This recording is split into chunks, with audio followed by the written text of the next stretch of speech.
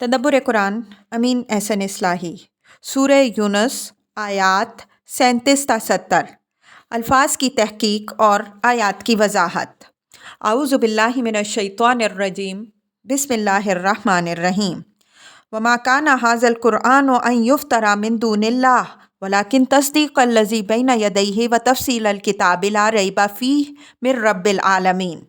अम यक़ूलून अफ़्तराह कुल फ़अतू बिसूरतिम मिस्लिही वदऊ मन इस्तताअतुम मिन दूनिल्लाहि इन कुंतुम स्वादिक़ीन बल कज़्ज़बू बिमा लम युहीतू बिइल्मिही वलम्मा यातिहिम तावीलुहु कज़ालिका कज़्ज़बल्लज़ीना मिन क़ब्लिहिम फ़न्ज़ुर कैफ़ काना आक़िबतुज़्ज़ालिमीन। वमा काना हाज़ल कुरआनु इलल आया। आयत 15 में कुरान की सदाकत की दलील हामिल कुरान के किरदार के पहलू से पेश की गई थी। इसके बाद कलाम का रुख कुरान के उन दावी के असबात की तरफ मुड़ गया था जो ख़ास तौर पर मुखालिफिन की वहशत का बायस थे और जिनकी तरमीम या तनसीख का वो मुतालिबा कर रहे थे। अब फिर वही बात एक नए पहलू से सामने आ गई। फरमाया कि कुरान कोई ऐसी चीज़ नहीं है जो खुदा से परे ही परे घड़ कर खुदा की तरफ मंसूब कर दी गई हो, बल्कि ये उन पेशन गोइयों की तस्दीक है जो इसके बाब में पहले से आसमानी सहीफ़ों में मौजूद हैं। इन पेशन गोइयों का हवाला हम बकरा और आले इमरान की तफसीर में नकल कर चुके हैं।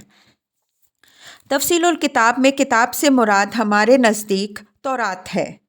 कुरान ने तौरात की उन पेशन गोइयों की भी जो मुजमिल व मुबहम सूरत में अपने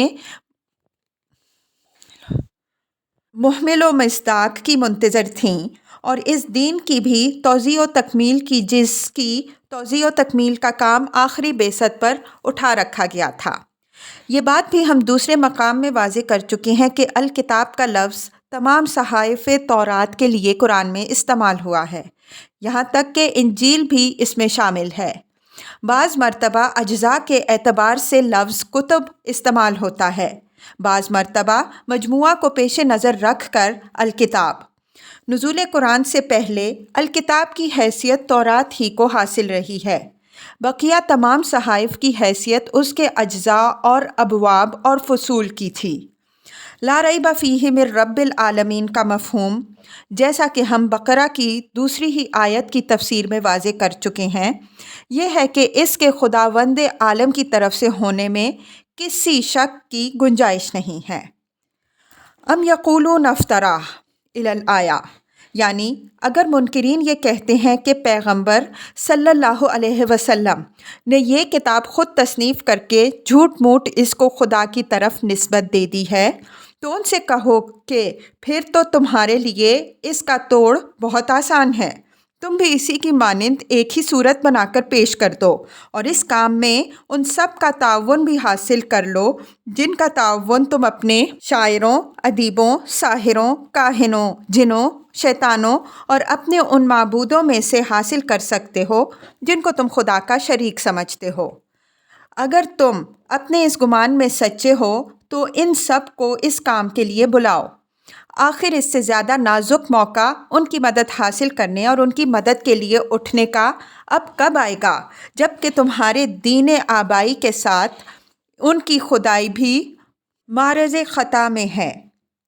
बल कज़्ज़बू बिमा लम युहीतू बिइल्मिही इलल आया। ये असल वजह तकज़ीब की तरफ इशारा है कि कुरान की मुखालिफत में ये जो कुछ कहते हैं ये सब तो ऊपर की बातें हैं। असल वजह तकज़ीब की ये है कि कुरान इनको रसूल की तकज़ीब की सूरत में जिस अज़ाब की इस दुनिया में और फिर इसके बाद आखिरत में ख़बर दे रहा है वो उनके इल्म की गिरफ्त में नहीं आ रही है, इसलिए कि इसकी हकीकत उनके सामने अभी ज़ाहिर नहीं हुई।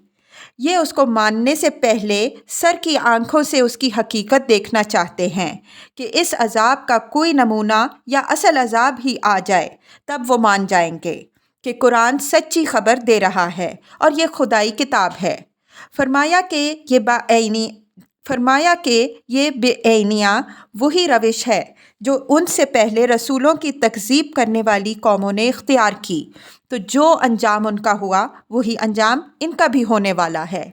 لفظ تعویل پر آل عمران کی تفسیر میں ہم بحث کر چکے ہیں۔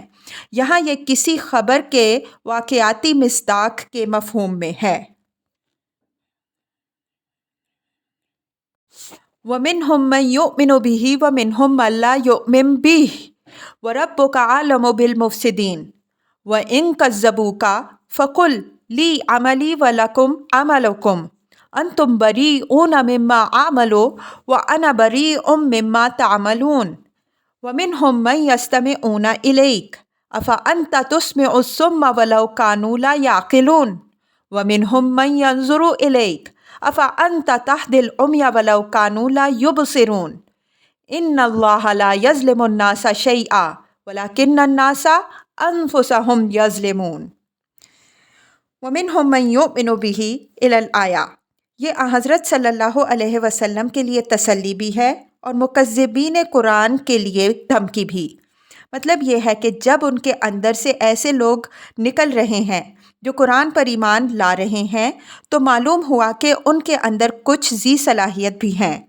اس کا تقاضا یہ ہے کہ ان کو اس حد تک بلو لیا جائے کہ ان کے اندر جتنا مکھن ہے وہ نکل آئے، صرف چھاچھ بچ جائے۔ اسی حکمت کے تحت ان کے مطالبہ عذاب کے باوجود ان کو مہلت دی جا رہی ہے کہ جو مفسدین ہیں وہ چھٹ کر بالکل سامنے آ جائیں۔ تیرا رب ان سے خوب واقف ہے، ان کو وہ ان کی شرارتوں کا مزہ چکھائے گا۔ وَإِن كَذَّبُوكَ إِلَى الْآيَةِ یہ ان مکذبین سے حضرت صلی اللہ علیہ وسلم کو اعلان برات کی ہدایت ہے کہ جو کسی طرح کوئی بات سننے سمجھنے کے لیے تیار ہی نہیں ہوتے تھے۔ فرمایا کہ ان سے کہہ دو کہ میں اپنے عمل کا ذمہ دار ہوں اور تم اپنے عمل کے ذمہ دار ہو، تم میرے عمل کی ذمہ داری سے بری ہو اور میں تمہارے اعمال کی ذمہ داریوں سے بری ہوں۔ رسول کی طرف سے یہ اعلان برات ہم دوسرے مقام میں واضح کر چکے ہیں کہ اس کے جھٹلانے والوں کے لیے عذاب کا پیش خیمہ ہوتا ہے۔ رسول جب تک اپنی قوم کے اندر رہتا ہے وہ اس کے لیے امان اور صبر ہوتا ہے۔ جب وہ ان سے اعلان برات کر دیتا ہے تو یہ امان جو اس کی بدولت قوم کو حاصل ہوتی ہے اٹھ جاتی ہے، اور جب امان اٹھ گئی تو اس کے معنی یہ ہیں کہ اس کے بعد عذاب ہر وقت متوقع ہے۔ اسی وجہ سے رسول کی زبان سے برات کا کلمہ کوئی معمولی بات نہیں ہے، بلکہ اس کی قوم کی زندگی میں یہی وقت سب سے زیادہ نازک وقت ہوتا ہے۔ وَمِنْهُمْ مَنْ يَسْتَمِعُونَ إِلَيْكَ إِلَى الْآيَةِ یہ بھی آیت 40 کی طرح حضرت صلی اللہ علیہ وسلم کے لیے تسکین و تسلی ہے کہ تمہارے اطمینان کے لیے یہ چیز کافی ہونی چاہیے کہ ان کے اندر جو سننے سمجھنے اور فہم و بصیرت رکھنے والے لوگ ہیں وہ تمہاری بات پر کان دھرتے اور تمہاری طرف متوجہ ہوتے ہیں۔ رہے وہ لوگ جو اپنی شامت اعمال سے گونگے بہرے اور اندھے بن چکے ہیں وہ تو سننے سمجھنے سے رہے۔ اگر تمہارے دل کے اندر یہ ارمان ہے کہ یہ بھی تمہاری باتیں سنیں اور مانیں تو یہ ہونے سے رہا۔ ایمان و ہدایت کے باب میں اللہ کی جو سنت ہے وہ تبدیل نہیں ہو سکتی۔ اللہ تعالیٰ ہدایت انہی کو بخشتا ہے جو اس کی عطا کی ہوئی صلاحیتوں کو زندہ رکھتے ہیں اور ان سے کام لیتے ہیں۔ وَمِنْهُمْ مَنْ يَنْظُرُ إِلَيْكَ إِلَى الْآيَةِ یہ بھی عینیہ اوپر والی آیت کا مضمون ذرا مختلف اسلوب میں بیان ہوا ہے۔ إِنَّ اللَّهَ لَا يَظْلِمُ النَّاسَ إِلَى الْآيَةِ یہ اوپر والی بات پر ایک قسم کا استدراک ہے۔ بادی النظر میں یہ بات کھٹکتی ہے کہ آخر بہت سے لوگوں کا حال یہ کیوں ہو جاتا ہے کہ وہ ایسے اندھے بہرے ہو جاتے ہیں کہ بالآخر وہ خدا کے ابدی عذاب کے مستحق ٹھہرتے ہیں۔ فرمایا کہ یہ اس وجہ سے نہیں کہ اللہ نے ان پر کوئی ظلم کیا ہے۔ اللہ ذرا بھی اپنے بندوں پر ظلم نہیں کرتا بلکہ لوگ خود ہی اپنی جانوں پر ظلم ڈھاتے ہیں۔ اللہ نے انسان کو بہترین صلاحیتوں سے مسلح کیا ہے۔ اگر وہ ان سے کام لے تو نبیوں اور رسولوں کی بات اس کو اپنے دل کی آواز معلوم ہوگی، لیکن لوگ اپنی خواہشات کی پیروی میں اندھے بہرے بن جاتے ہیں جس کے سبب سے ان کو ہر صدائے حق اجنبی معلوم ہونے لگتی ہے اور وہ اس کو قبول کرنے کے بجائے اس سے بدکنے لگتے ہیں۔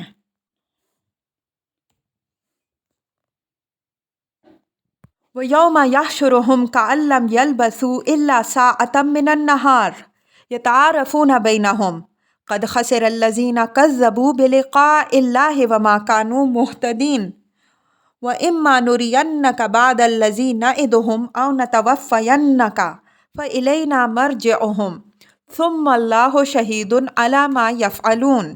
یہ آخرت اور عذاب کے جھٹلانے والوں کی جلد بازی کا جواب ہے۔ فرمایا کہ آج تو ان کو آخرت بہت بعید معلوم ہوتی ہے، لیکن جس دن وہ اکٹھے کیے جائیں گے اس دن ان کا احساس اس دنیا کی زندگی کے متعلق یہ ہوگا کہ گویا وہ اس میں ایک گھڑی سے زیادہ نہیں رہے۔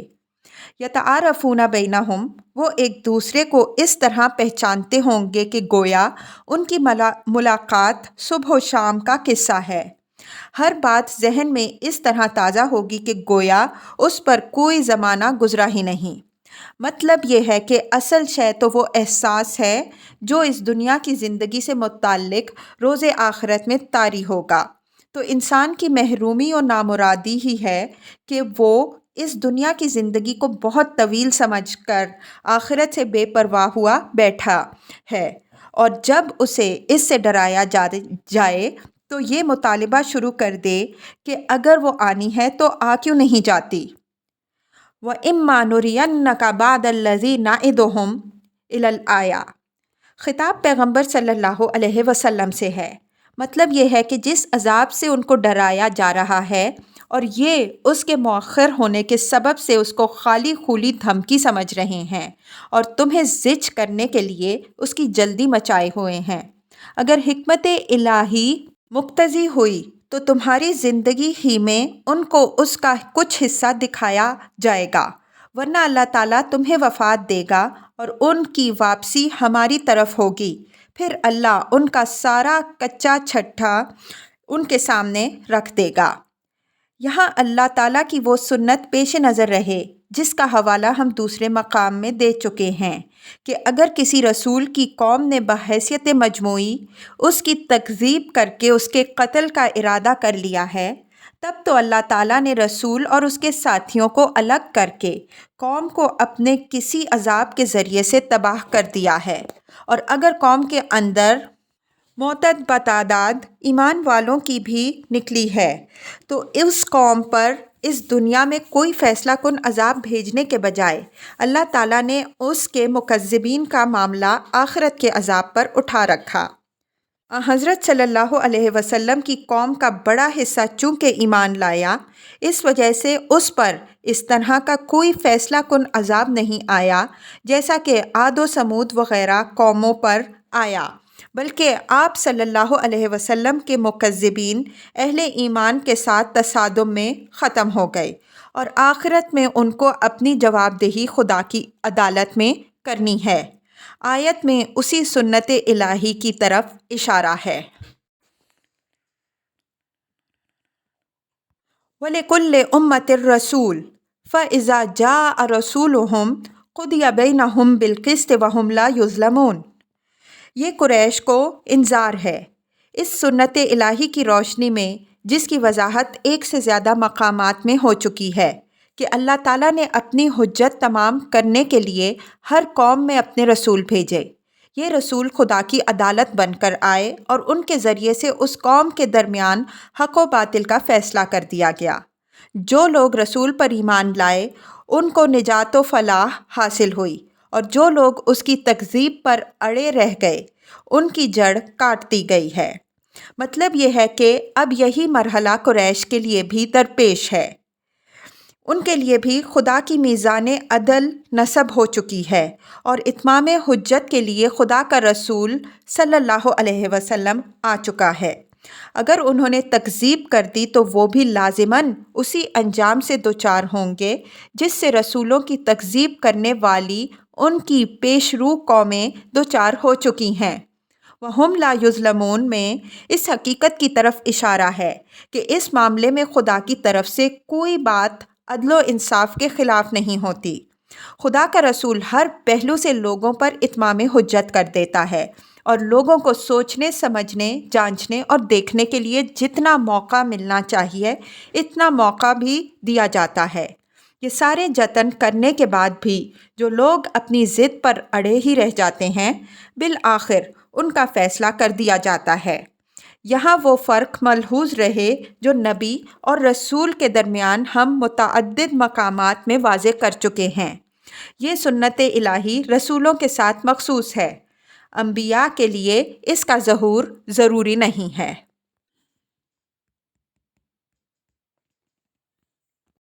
وَيَقُولُونَ مَتَى هَٰذَا الْوَعْدُ إِن كُنتُمْ صَادِقِينَ قُلْ لَا أَمْلِكُ لِنَفْسِي ضَرًّا وَلَا نَفْعًا إِلَّا مَا شَاءَ اللَّهُ لِكُلِّ أُمَّةٍ أَجَلٌ إِذَا جَاءَ أَجَلُهُمْ فَلَا يَسْتَأْخِرُونَ سَاعَةً وَلَا يَسْتَقْدِمُونَ، یعنی جب ان کو اس حقیقت نفس الامری سے آگاہ کیا جاتا ہے تو بجائے اس کے کہ متنبہ ہوں اور خطرے سے بچنے کی راہ اختیار کریں، اس کا مذاق اڑاتے ہیں۔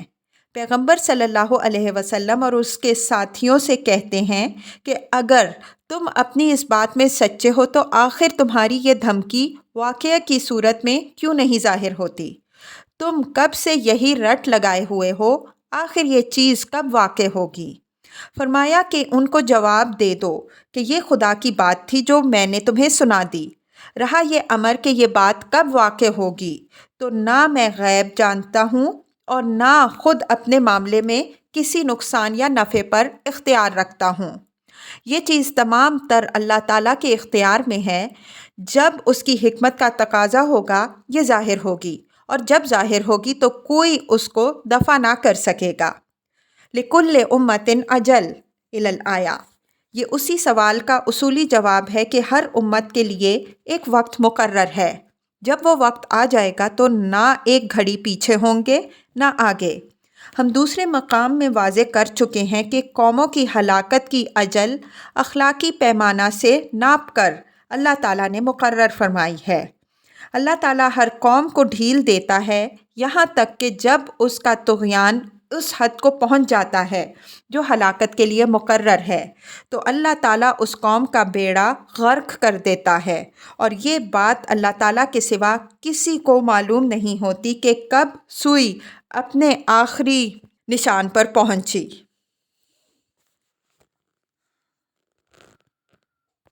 قُلْ أَرَأَيْتُمْ إِنْ أَتَاكُمْ عَذَابُهُ بَيَاتًا أَوْ نَهَارًا مَاذَا يَسْتَعْجِلُ مِنْهُ الْمُجْرِمُونَ أَثُمَّ إِذَا وَقَعَ آمَنْتُمْ بِهِ الْآنَ وَقَدْ كُنْتُمْ بِهِ تَسْتَعْجِلُونَ ثُمَّ قِيلَ لِلَّذِينَ ظَلَمُوا ذُوقُوا عَذَابَ الْخُلْدِ هَلْ تُجْزَوْنَ إِلَّا بِمَا كُنْتُمْ تَكْسِبُونَ۔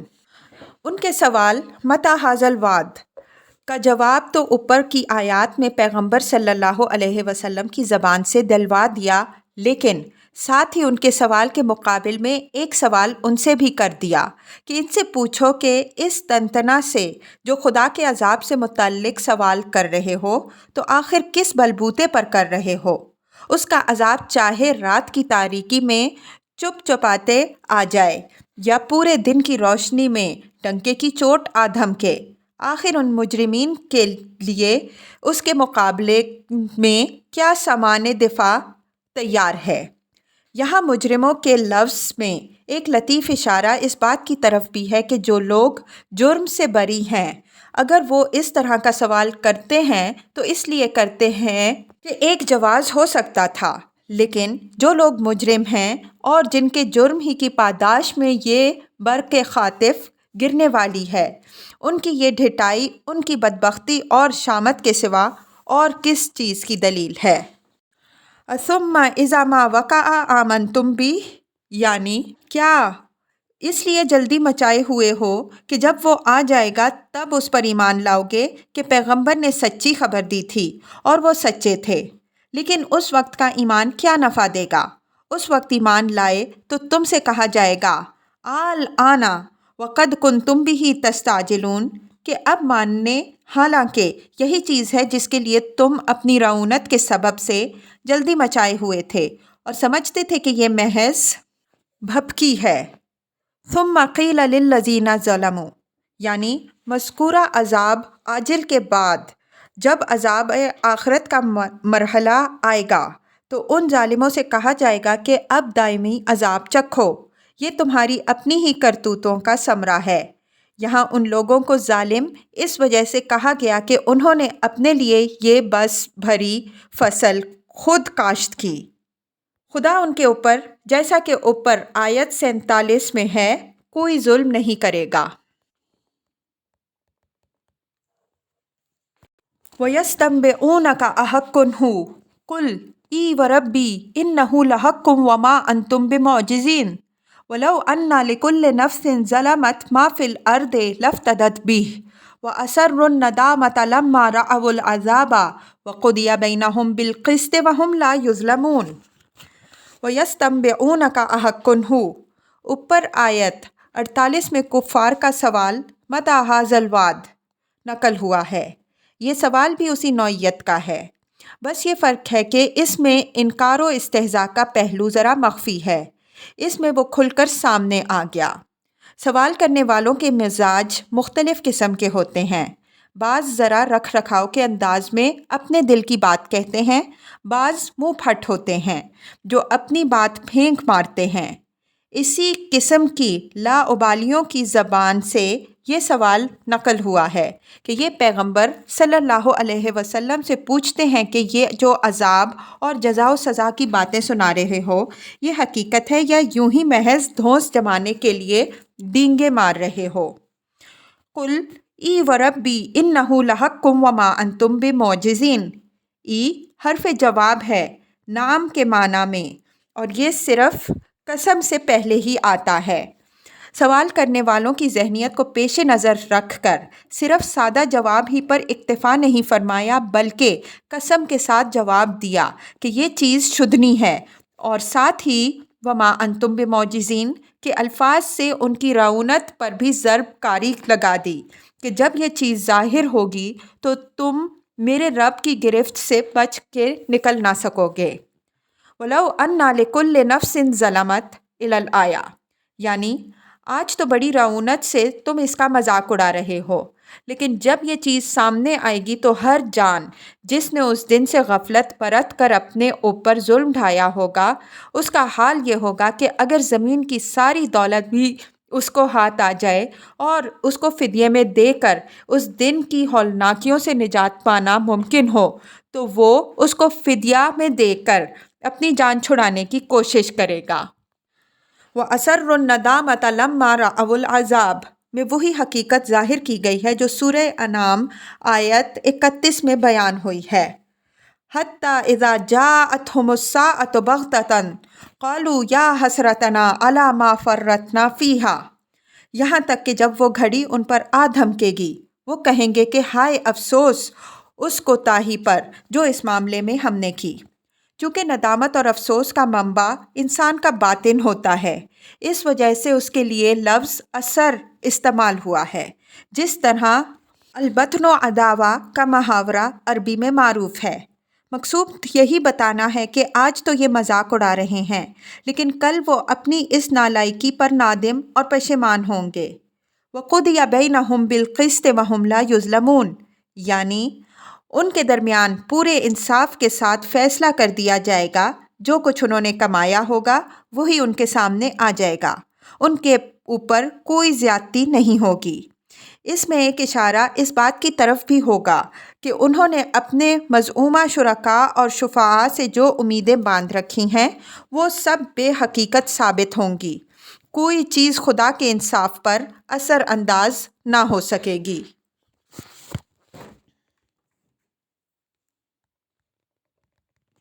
الا ان للہ ما فی السماوات والارض الا ان وعد اللہ حق ولکن اکثرہم لا یعلمون هو یحیی ویمیت والیہ ترجعون۔